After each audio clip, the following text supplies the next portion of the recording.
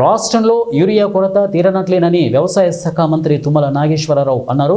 భద్రాద్రి కొత్తగూడెం జిల్లా అశ్వారావుపేటలో పర్యటించిన మంత్రి యూరియా సంక్షోభంపై ప్రస్తావించారు. ప్రస్తుతం యూరియా కొరత దృష్టిలో పెట్టుకుని గుజరాత్, భోపాల్ సహా ఇతర ప్రాంతాల నుంచి తెలంగాణకు 2 లక్షల టన్నుల యూరియా వస్తుందని అన్నారు.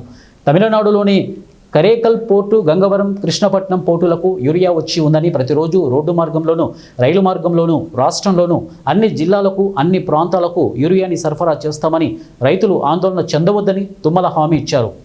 భవిష్యత్తులో భారతదేశమే వ్యవసాయ దేశం, అందుట్లో మన రాష్ట్రం ముందంజు ఉండాలని నా కోరిక.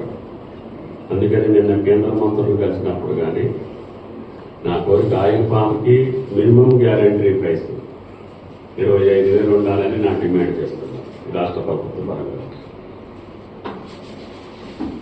అదేవిధంగా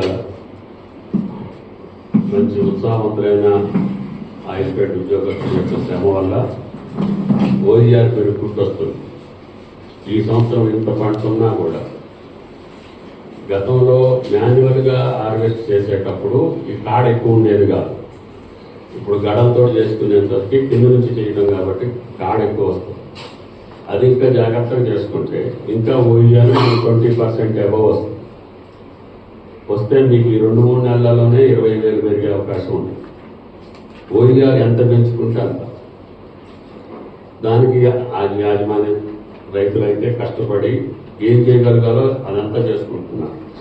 వాళ్ళకి తెలిసిన కాడికి చూసి పక్క రైతుల్ని పామాయిల్ పంట మీద ఈ సంవత్సరంన్నర కాలంలో నేను ఈ శాఖ మంత్రిగా వీలైన కాడికి ఏ జిల్లాకు పోయినా ఏ సమావేశంలోనైనా దీన్ని ప్రమోట్ చేస్తున్నా.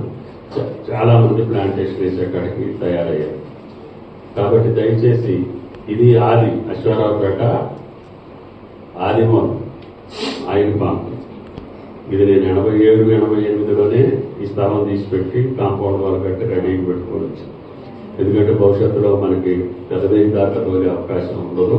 మన తోటలు పెరిగితే ఇక్కడ ఫ్యాక్టరీ కట్టుకోవాలని ఈ ఫ్యాక్టరీ వచ్చింది. దీన్ని ఎంతవరకు మోడరేట్ చేయాలో చేసుకున్నాం.